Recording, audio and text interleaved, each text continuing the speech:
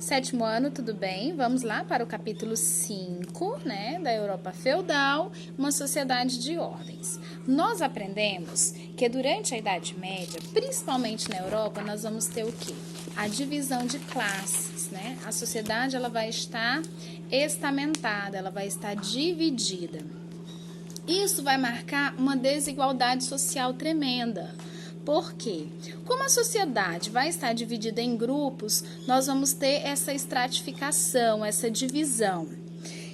E a sociedade de ordens ou de estamentos, nós vamos ter nela um nascimento, né, ao longo da vida, porém, essa ascensão, ela não vai ser para todas as pessoas. Então, se eu nasci em uma classe social baixa, eu vou permanecer lá, eu não vou receber, né, uma ascensão, eu não vou mudar de uma classe social para outra. Quem nascia de família nobre continuava nobre, repassava de pai para filho, né, as suas poses sociais, os seus legados. Quem já não nascia numa classe abastarda, dificilmente havia casos em especiais que conseguiam ser inseridos nesse status, mas não eram todos, tá bom? E nós temos que ter também em mente que a igreja ela controlava toda a sociedade. Dentro desse controle, o que nós vamos ter? Nós vamos ter uma divisão também de atividades e de classes, das quais serão organizadas dentre eles. Nós vamos ter, por exemplo, a classe dos que oram. Quem faz parte das classes dos que oram, né? São os representantes da igreja. Os membros do alto clero eram os bispos, os cardeais, os papas, e eles se originavam onde, gente? Na nobreza. Então, vocês podem ver que quem tinha mais poder aquisitivo, quem era dono de terras e de grandes terrenos, dos quais ele podia praticar o feudalismo, porque feudo significa trabalhar na terra, né, tirar o seu sustento da terra. Então, o que nós vamos ter em mente? O que nós temos? Nós não podemos esquecer quando nós falamos em feudalismo, que é uma sociedade dividida em classes, é uma sociedade onde vai haver desigualdade social e nós vamos ter também diversos fatos. Nós vamos ter também outra classe, que seriam os que iriam para o combate, né? Então, os membros da nobreza mantinham entre si relações de suzerania e vassalagem. Isso vai fazer com que as concessões de terras em trocas de lealdade e fidelidade fosse bem maior, né? Quando um nobre cedia parte das suas terras para outro nobre, ele se tornava suzerano. Então, nós vamos ter o quê? Uma troca de favores, tá? Uma troca de atividades das quais nós vamos perceber que tudo era entre eles. E essa troca era importante para poder fazer com que o papel, tanto do menos favorecido até o mais alto, que está lá no topo da pirâmide, que é o clero, para que ele possa ser desempenhado da maneira certa, de acordo com a sociedade deles, tá, pessoal? Então, olha só, um vassalo, ele podia dividir suas terras e para se tornar suzerano, tá? Ou outro nobre menos poderoso do que ele, então eles poderiam tá aí negociando, trocando. Um suzerano sempre podia cobrar auxílios do vassalo, caso ele precisasse. Vocês estão vendo que a troca de favores é constante nesse modo de administrar, tá? Um nobre tinha posse de um feudo, fosse ele suzerano ou vassalo, ele era um senhor feudal, tá?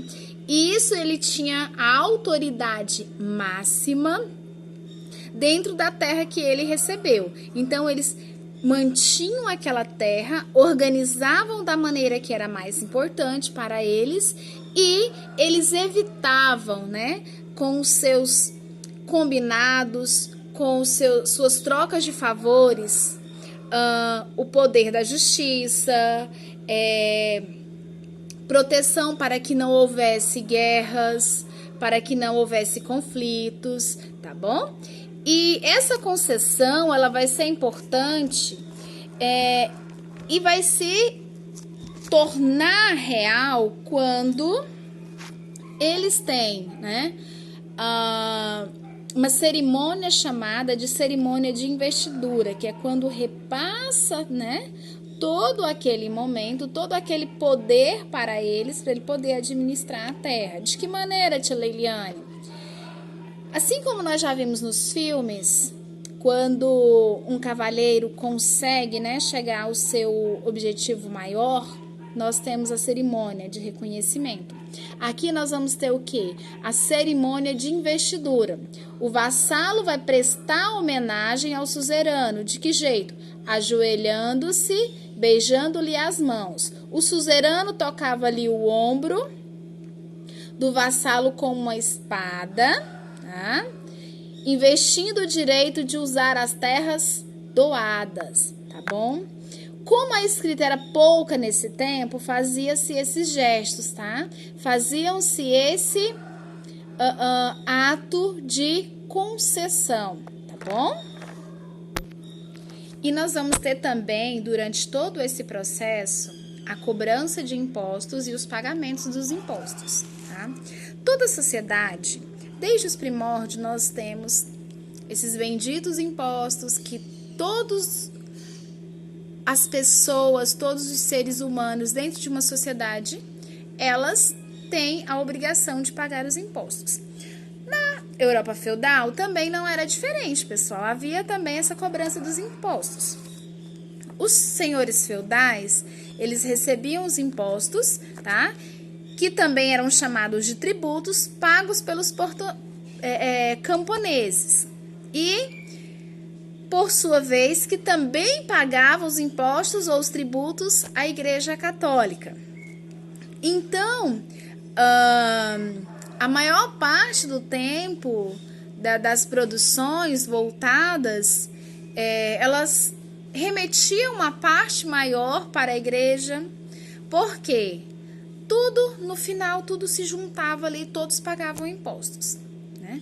E os feudos, eles eram deixados de herança de pai para filhos. Então, nós vamos ter o quê?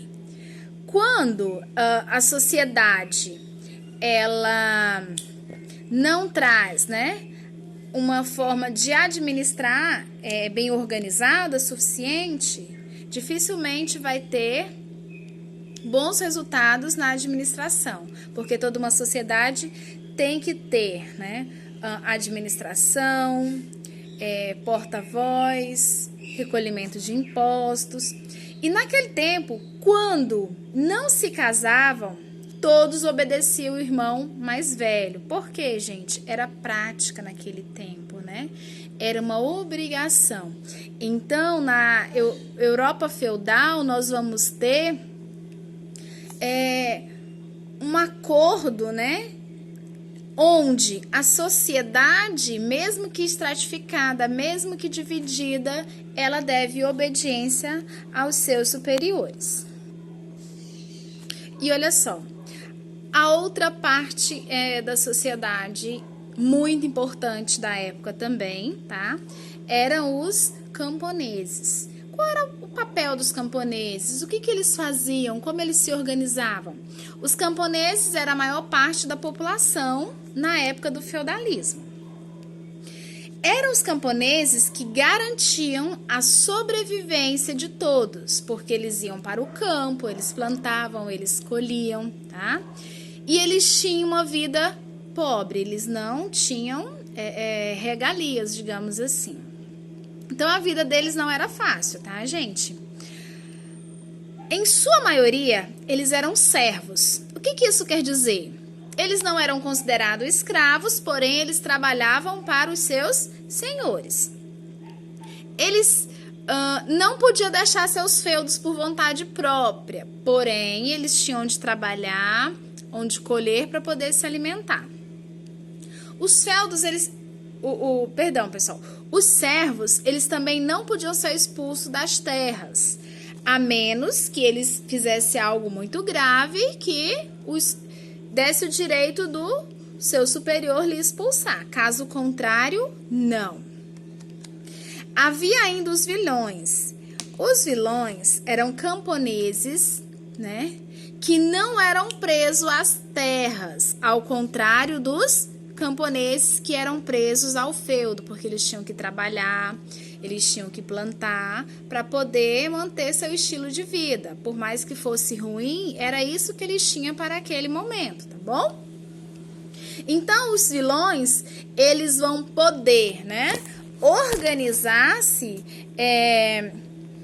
escolher para onde eles quisessem trabalhar, tá? Eles podiam ter essa escolha, ao contrário dos camponeses, tá bom? E ao longo dos anos, os servos, eles tinham ocupação, preparavam o campo, plantavam, colhia. Nem só um homem livre podia subsistir sem servos. Por quê? Não adiantava ser livre. Se eu não tivesse o meu servo que me auxiliasse na plantação, na colheita, na organização da sociedade da qual era o modelo, de nada adiantaria, tá bom? Pessoal, agora nós vamos realizar as atividades do capítulo e na próxima aula eu já vou postar a correção, tá bom? Fique com Deus, um abraço. Saudades!